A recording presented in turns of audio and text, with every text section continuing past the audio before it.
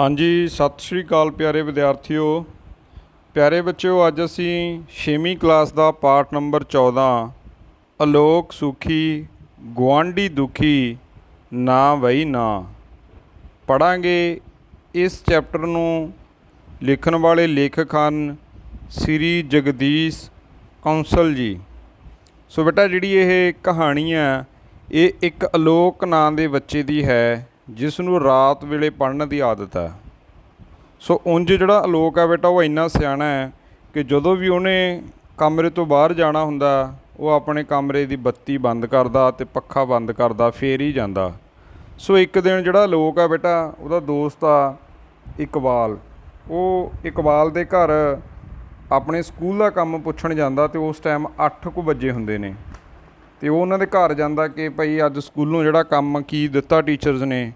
सो बेटा मूँह नेरा हो जाता, 8 वज जाते हैं तो वो बैठे गल्लीं पै जाते हैं तो वो गल्लां करते करते उन्होंने चेता आता कि मेरे कमरे की बत्ती जग रही है तो पक्खा भी चल रहा तो मेरे तो गलती हो गई। वो इकबाल नूं कहना कि मैं यार जाना फटाफट बंद कर आवां तो कोल मंजे के उपर मूँह नेरा हो चुकिया हुंदा तो दादी जी पै जाते हैं। वो इकबाल नूं पुछदा यार मेरियां गल्लां करके दादी जी की नींद तो नहीं खराब हो रही। उन्होंने भी सियाणे बंदे ने तो दादी जी मुस्कुराते हुए कहते पुत्त कोई गल नहीं, मैं तो वैसे भी अद्धी रात तो बाद ही मैनू सौण की आदत आ।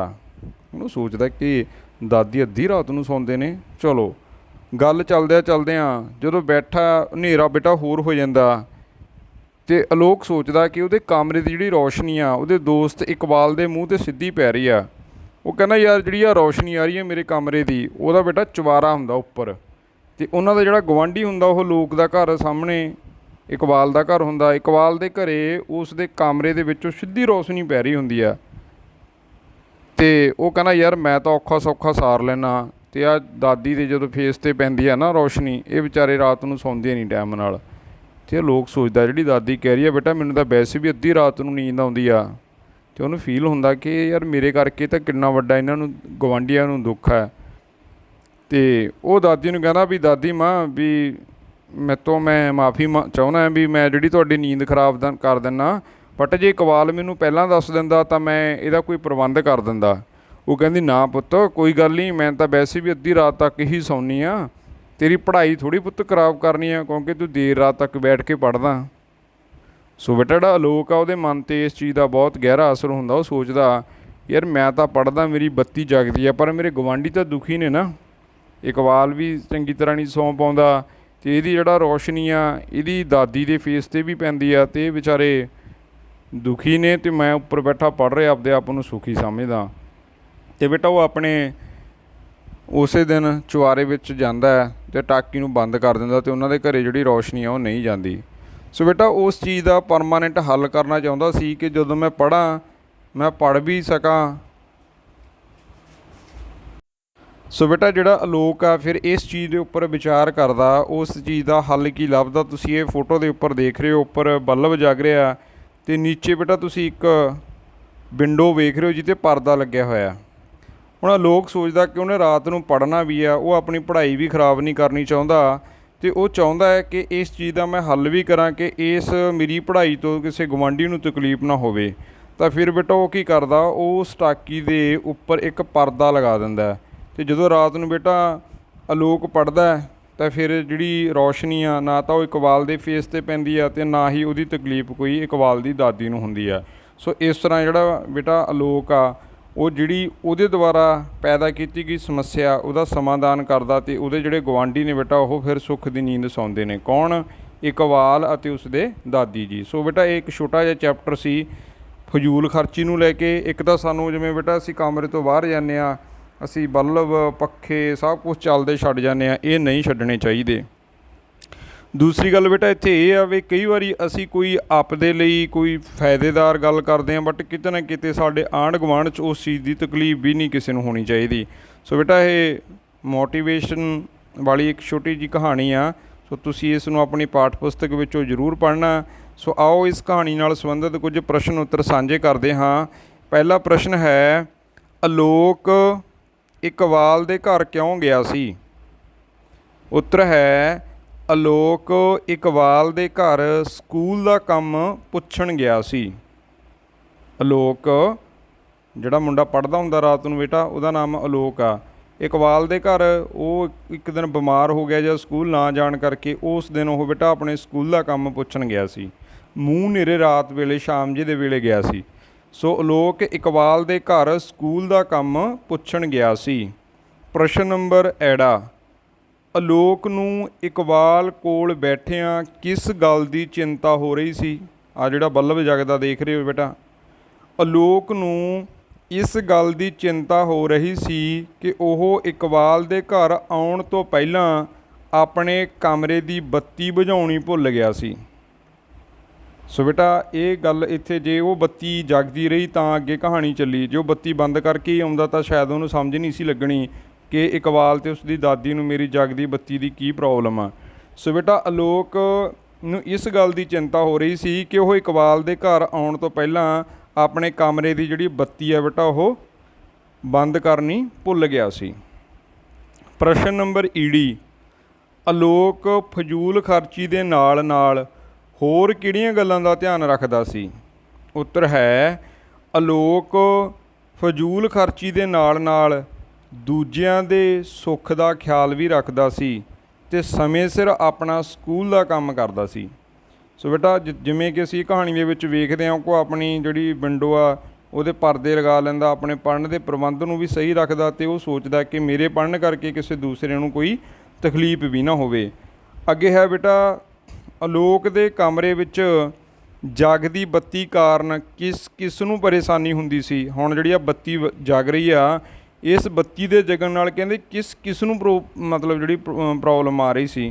ਹੁਣ ਪਹਿਲੀ ਤਾਂ ਬੇਟਾ ਇਕਬਾਲ ਦੇ ਅੱਖਾਂ 'ਚ ਪੈਂਦਾ ਸੀ ਇਹਦਾ ਚਾਨਣਾ। ਦੂਸਰੀ ਵੱਡੀ ਪ੍ਰੋਬਲਮ ਸੀ ਬੇਟਾ ਇਕਬਾਲ ਦੇ ਦਾਦੀ ਜੀ, ਜਿਹੜੇ ਵਿਚਾਰੇ ਅੱਧੀ ਰਾਤ ਤੱਕ ਸੌਂਦੇ ਨਹੀਂ ਸੀ ਜਦੋਂ ਤੱਕ ਇਹਨੂੰ ਆਲੋਕ ਬੰਦ ਨਹੀਂ ਸੀ ਕਰਦਾ ਆਪਣੀ ਲਾਈਟ ਨੂੰ। ਹੁਣ ਉੱਤਰ ਹੈ ਆਲੋਕ ਦੇ ਕਮਰੇ ਦੀ ਜਗਦੀ ਬੱਤੀ ਕਾਰਨ ਇਕਬਾਲ ਅਤੇ ਉਸਦੇ ਦਾਦੀ ਜੀ ਨੂੰ ਪਰੇਸ਼ਾਨੀ ਹੁੰਦੀ ਸੀ। ਠੀਕ ਹੈ ਬੇਟਾ, ਆਲੋਕ ਦੇ ਕਮਰੇ ਦੀ ਜਗਦੀ ਬੱਤੀ ਕਾਰਨ ਇਕਬਾਲ ਅਤੇ ਉਸਦੀ ਦਾਦੀ ਨੂੰ ਪਰੇਸ਼ਾਨੀ ਹੁੰਦੀ ਸੀ। ਆਲੋਕ ਨੇ ਆਪਣੇ ਗੁਆਂਢੀਆਂ ਦੀ ਪਰੇਸ਼ਾਨੀ ਦਾ ਹੱਲ ਕੀ ਲੱਭਿਆ ਜਾਂ ਹੱਲ ਕਿਵੇਂ ਲੱਭਿਆ?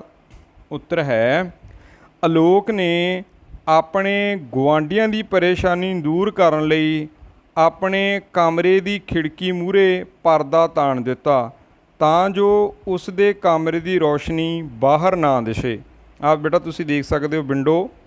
ਵੈਸੇ ਪਹਿਲਾਂ ਵਾਲੇ ਸਮਿਆਂ 'ਚ ਜਿਹੜੇ ਘਰ ਹੁੰਦੇ ਸੀ ਉਹ ਇੰਨੇ ਫੈਂਸੀ ਨਹੀਂ ਸੀ ਹੁੰਦੇ ਕਿ ਇੰਨੇ ਵਧੀਆ ਸ਼ੀਸ਼ੇ ਲੱਗੇ ਹੁੰਦੇ ਹੁਣ, ਬਟ ਫਿਰ ਵੀ ਬੇਟਾ ਜਿਹੜੀ ਉੱਪਰ ਚੁਬਾਰਿਆਂ ਦੇ ਵਿੱਚ ਕੋਈ ਟਾਕੀਆਂ ਮੂਰੀਆਂ ਰੱਖੀਆਂ ਹੁੰਦੀਆਂ ਸੀ, ਉਸ ਨੇ ਇਹ ਪ੍ਰਬੰਧ ਕੀਤਾ ਕਿ ਖਿੜਕੀ ਦੇ ਉੱਪਰ ਪਰਦਾ ਲਗਾਤਾ ਜਿਹੜੀ ਰੌਸ਼ਨੀਆਂ ਬਾਹਰ ਨਾ ਜਾਵੇ।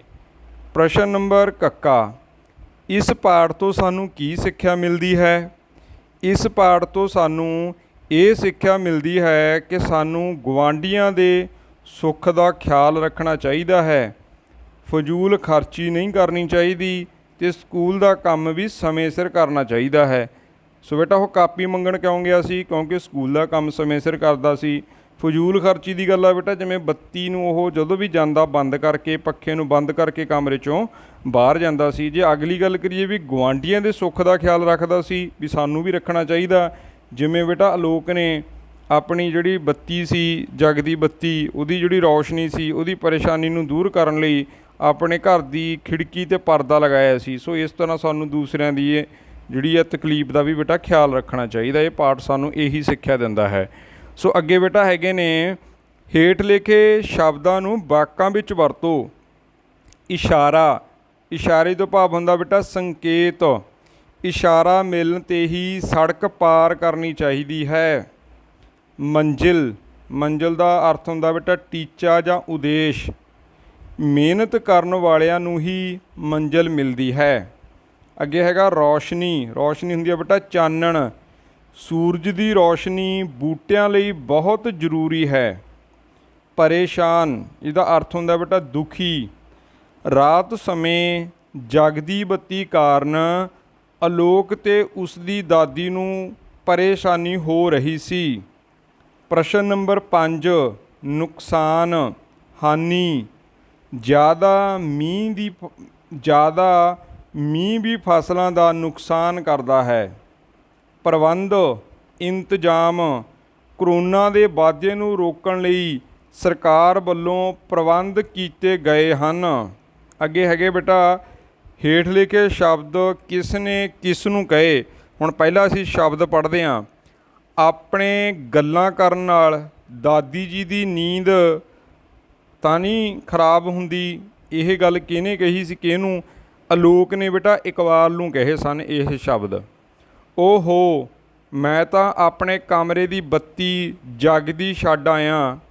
ਇਹ ਸ਼ਬਦ ਬੇਟਾ ਆਲੋਕ ਨੇ ਇਕਬਾਲ ਨੂੰ ਕਹੇ ਸਨ। ਅੱਗੇ ਹੈ ਨੁਕਸਾਨ ਕਾਹਦਾ ਦਾਦੀ ਜੀ, ਮੈਂ ਕੋਈ ਹੋਰ ਪ੍ਰਬੰਧ ਕਰ ਲੈਣਾ ਸੀ। ਆਲੋਕ ਨੇ ਇਹ ਸ਼ਬਦ ਦਾਦੀ ਜੀ ਨੂੰ ਕਹੇ। ਅੱਗੇ ਹੈਗਾ ਬੇਟਾ ਵਿਆਕਰਨ ਭਾਗ। ਹੇਠ ਲਿਖੇ ਪੈਰੇ ਵਿੱਚੋਂ ਕਿਰਿਆ ਸ਼ਬਦ ਚੁਣੋ। ਇੱਕ ਦਿਨ ਆਲੋਕ ਨੂੰ ਹਲਕਾ ਜਿਹਾ ਬੁਖਾਰ ਚੜ੍ਹ ਗਿਆ ਬੇਟਾ ਇਹਦੇ ਵਿੱਚ ਕਿਰਿਆ ਹੈ। ਉਹਨੇ ਸਕੂਲੋਂ ਛੁੱਟੀ ਲੈ ਲਈ ਬੇਟਾ ਇਹਦੇ ਵਿੱਚ ਕਿਰਿਆ ਹੈ। ਉਹ ਜਿਸ ਦਿਨ ਵੀ ਛੁੱਟੀ ਲੈਂਦਾ, ਭਾਵ ਜਿਸ ਦਿਨ ਵੀ ਛੁੱਟੀ ਪ੍ਰਾਪਤ ਕਰਦਾ ਲੈਂਦਾ, ਸ਼ਾਮ ਨੂੰ ਇਕਬਾਲ ਕੋਲੋਂ ਜਾਂ ਅਗਲੇ ਦਿਨ ਕਿਸੇ ਜਮਾਤੀ ਕੋਲੋਂ ਸਕੂਲੋਂ ਮਿਲਿਆ, ਜੋ ਮਿਲ ਚੁੱਕਿਆ ਕਿਰਿਆ ਹੋਈ, ਮਿਲਿਆ ਕੰਮ ਪੁੱਛ ਲੈਂਦਾ, ਪੁੱਛ ਲੈਣਾ ਵੀ ਕਿਰਿਆ ਹੈ। ਉਹ ਸਕੂਲੋਂ ਮਿਲਣ ਵਾਲਾ ਕੰਮ ਪੂਰਾ ਕਰਦਾ ਸੀ ਵੀ ਇਹਦੇ ਵਿੱਚ ਬੇਟਾ ਕਿਰਿਆ ਹੈ। ਤਾਂ ਜੋ ਪੜ੍ਹਾਈ ਵਿੱਚ ਬਾਕੀ ਜਮਾਤ ਤੋਂ ਪਿੱਛੇ ਨਾ ਰਹਿ ਜਾਵੇ ਵੀ ਕਿਰਿਆ, ਵੀ ਜਿਵੇਂ ਦੂਏ ਅੱਗੇ ਲੰਘ ਰਹੇ ਨੇ ਉਹ ਵੀ ਅੱਗੇ ਲੰਘਣਾ ਚਾਹੁੰਦਾ ਹੈ। ਉਸ ਦਿਨ ਸ਼ਾਮ ਤੱਕ ਉਸ ਦਾ ਬੁਖਾਰ ਉਤਰ ਗਿਆ ਵੀ ਕਿਰਿਆ ਹੈ। ਉਹ ਸਕੂਲ ਦਾ ਕੰਮ ਪੁੱਛਣ ਵਾਸਤੇ ਇਕਬਾਲ ਦੇ ਘਰ ਵੱਲ ਤੁਰ ਪਿਆ। ਪੁੱਛਣਾ ਵੀ, ਦੱਸਣਾ ਵੀ ਕਿਰਿਆ, ਪੁੱਛਣਾ ਵੀ ਕਿਰਿਆ। ਅਤੇ ਬੇਟਾ ਇਕਬਾਲ ਦੇ ਘਰ ਵੱਲ ਤੁਰ ਪਿਆ ਵੀ ਇੱਥੇ ਕਿਰਿਆ ਹੈ। ਸੋ ਇਹ ਸਨ ਬੇਟਾ ਵਿਆਕਰਨ ਭਾਗ ਦੇ ਪਹਿਰੇ ਵਿੱਚੋਂ ਜੋ ਕਿਰਿਆ ਵਾਲੇ ਵਾਕ ਸੀਗੇ, ਅਤੇ ਜੋ ਅਸੀਂ ਡਾਰਕ ਕੀਤੇ ਗਏ ਨੇ ਬੇਟਾ ਇਸ ਸਕਰੀਨ ਦੇ ਉੱਪਰ ਅੰਡਰਲਾਈਨ ਕਰਕੇ ਵਾਕ, ਉਹ ਸਾਰੇ ਕਿਰਿਆ ਹਨ। ਉੱਪਰ ਬੇਟਾ ਹੈਗੇ ਵੀ ਕਿਹੜੇ ਸ਼ਬਦ ਕਿਹਨੇ ਕਿਸ ਨੂੰ ਕਹੇ, ਇਹ ਆਪਾਂ ਤਿੰਨੋਂ ਪੜ੍ਹ ਚੁੱਕੇ ਹਾਂ। ਅਤੇ ਉੱਪਰ ਬੇਟਾ ਵਾਕਾਂ ਵਿੱਚ ਵਰਤੋਂ ਵਾਲੇ ਵਾਕ ਵੀ ਤੁਹਾਨੂੰ ਕਰਵਾ ਦਿੱਤੇ ਗਏ ਹਨ। ਤੋ ਇਸ ਪਾਠ ਨਾਲ ਸੰਬੰਧਿਤ ਜੋ ਪ੍ਰਸ਼ਨ ਉੱਤਰ ਨੇ ਉਹ ਅਸੀਂ ਪੜ੍ਹ ਕੇ ਕਰ ਲਏ ਹਨ। ਸੋ ਵਿਦਿਆਰਥੀਓ, ਤੁਸੀਂ ਇਸ ਚੈਪਟਰ ਦੇ ਸੰਬੰਧ ਵਿੱਚ ਹੋਰ ਵਧੇਰੇ ਜਾਣਕਾਰੀ ਹਾਸਲ ਕਰਨ ਲਈ ਆਪਣੀ ਪਾਠ ਪੁਸਤਕ ਵਿੱਚੋਂ ਇਸ ਚੈਪਟਰ ਨੂੰ ਜ਼ਰੂਰ ਪੜ੍ਹਨਾ ਹੈ। ਸੋ ਹੁਣ ਅਸੀਂ ਪ੍ਰਸ਼ਨ ਉੱਤਰਾਂ ਦੀ ਜਿਹੜੀ ਵੀਡੀਓ ਇਸ ਨੂੰ ਇੱਥੇ ਹੀ ਸਮਾਪਤ ਕਰਦੇ ਹਾਂ। ਵਧੇਰੇ ਜਾਣਕਾਰੀ ਹਾਸਲ ਕਰਨ ਲਈ ਜੁੜੇ ਰਹੋ ਪੰਜਾਬੀ ਐਜੂਕੇਸ਼ਨ ਚੈਨਲ ਦੇ ਨਾਲ। ਥੈਂਕ ਯੂ ਜੀ।